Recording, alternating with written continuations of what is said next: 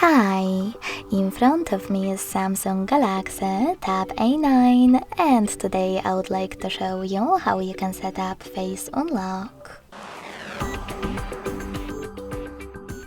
Firstly, go into Devices Settings and scroll down just a bit to access Security and Privacy. Following that, scroll down again and choose Biometrics. Now click on Face Recognition at the top and enter your current login method. Following that, choose Continue in the pop-up.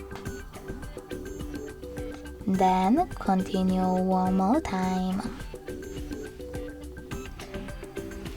Remember to keep your face in frame and follow all of the instructions from your screen. Wait for 100% mark.